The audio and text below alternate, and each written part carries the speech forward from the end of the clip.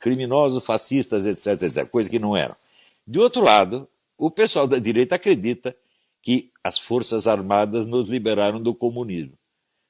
Tudo isso, então, mostra que a discussão está centrada em torno de adesões puramente sentimentais, puramente emocionais, sem nenhum fundamento histórico. Os militares jamais foram os monstros que a esquerda os pintou e também jamais foram os libertadores do Brasil como eles próprios se pintam. O que aconteceu em 1964? Aconteceu que líderes civis como Carlos Lacerda, Adhemar de Barros, Auro Andrade e outros criaram um movimento popular que colocou nas ruas o maior protesto de massas que tinha havido até então, que foi a famosa Marcha da Família. Tem 1 milhão de pessoas na rua. O presidente João Goulart, apavorado, se juntou com o seu cunhado, Leonel Brizola, no Rio de Janeiro, para organizar uma resistência armada, mas desistiu. Ele contou os revólveres, viu que não ia dar para aguentar o tranco e foi embora para o Uruguai. E aí o presidente do Senado, Auro Andrade, decretou vaga à presidência da República e automaticamente o Senado nomeou o presidente e o vice, Raniero Mazzilli. Estava aí acabado o regime de João Goulart. Acabou naquele instante. Qual a resistência que os comunistas ofereceram?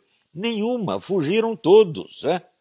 E daí os militares avançam, tomam o poder, escolhem como presidente o general Humberto de Alencar Castelo Branco e ele toma posse. A primeira coisa que ele diz, primeira declaração do novo presidente militar: a direita reacionária não dominará o país. Quem é a direita reacionária? Carlos Lacerda, Adhemar de Barros, Auro Andrade, o Senado, toda a liderança civil. Ao longo do tempo, os militares destruíram toda essa liderança civil, destruíram completamente a liderança direitista, acabaram com a atividade política, reduziram o Congresso a carimbador de decretos e governaram ao longo de 20 anos. Ao longo desses 20 anos, é verdade, eles combateram a guerrilha. O diretor da maior editora comunista do Brasil, Enio Silveira, uma semana antes de morrer, e as palavras dos moribundos têm peso, ele me disse o seguinte: a minha editora só sobreviveu durante esses 20 anos graças à ajuda que recebeu do governo militar. Quando a situação engrossava, eu ia lá para o Golbery, pedia dinheiro, ele dava. Ao mesmo tempo, havia a teoria da panela de pressão, que, por não querer cercar os comunistas por todo lado, deixou aberta para eles uma válvula. Qual era essa válvula? As universidades e a mídia. Entregaram as universidades e a mídia para os comunistas, e eles fizeram uma festa. Você vê, naquele tempo, quem andava junto com o general Golbery dando conselho a eles? Um comunista histórico, o Hélio Gaspari.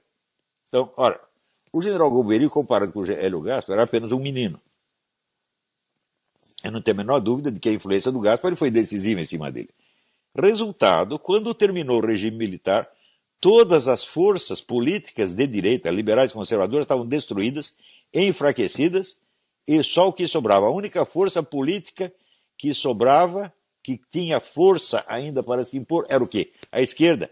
E a esquerda tomou o poder, já com o Fernando Henrique, e assim por diante. A eleição do Collor, que foi feita inteiramente pela Rede Globo, se mostrou, vamos dizer, um artifício político monstruosamente fraco, porque o Collor foi derrubado a cuspidas por causa do caso do Fiat Elba.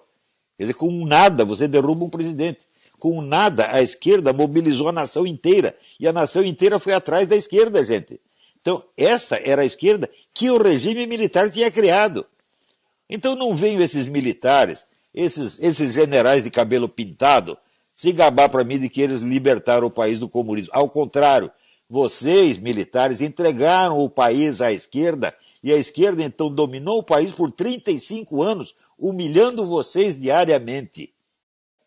E eu, durante a década de 90, eu ainda fiz várias conferências em entidades militares, o Clube Militar do Rio de Janeiro, o Círculo Militar de Belo Horizonte, a Escola de Comando de Estado-Maior, a Escola de Guerra Naval, etc, etc, mostrando para eles a falsidade da campanha que a mídia estava movendo contra eles.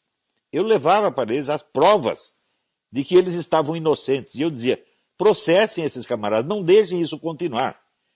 Mostrem para eles que caluniar as Forças Armadas tem algum preço. Eles nunca fizeram nada, nada, nada, nada, nada. Eles entregaram o país à esquerda desarmada, que nos dominou, nos roubou, nos achincalhou, tá certo? E destruiu o país por 35 anos. Isto é culpa das Forças Armadas. Não acreditem nessa história de que eles são nossos libertadores. Nunca foram. Por que é isso? É muito simples. Qual é a tradição intelectual das nossas Forças Armadas? Elas foram formadas desde o século XIX na mentalidade positivista. Positivista é a filosofia de Augusto Comte, que teve no Brasil mais influência do que em qualquer outro país do mundo. A ideia positivista é a extinção da atividade política e sua substituição por uma administração científica, ditatorial, por uma ditadura de técnicos e militares. Esta é a doutrina positivista central. Eliminar, a discussão política, a liberdade de discussão política e trocar tudo por concepções técnicas e científicas impostas desde cima por um governo de iluminados. Isto é a tradição central das nossas Forças Armadas. Eu acho que pessoas que não são capazes de reconhecer os seus erros não têm o direito de querer punir os erros dos outros. Então, isto eu estou falando não é para este ou aquele oficial, para todas as Forças Armadas. Eu nunca vi, dentro das Forças Armadas, o menor esforço para medir os efeitos desse erro positivista monstruoso. Hoje eles estão querendo de novo impor a norma positivista. Nós resolvemos tudo e não queremos ouvir os ideológicos. Quer dizer, como se eles fossem científicos, como se o positivismo fosse uma teoria científica e não uma ideologia das mais grosseiras e mais enganosas que o mundo já conheceu. E pior, uma ideologia chega, ao seu maior sucesso quando ela já não é reconhecida como ideologia. Quando ela penetrou de tal modo no senso comum que ela parece a realidade mesma. Então, o positivismo ainda é o grande vitorioso no Brasil. E o positivismo não pode fazer face ao comunismo porque ele é o pai do comunismo. Ele abre as portas para o comunismo.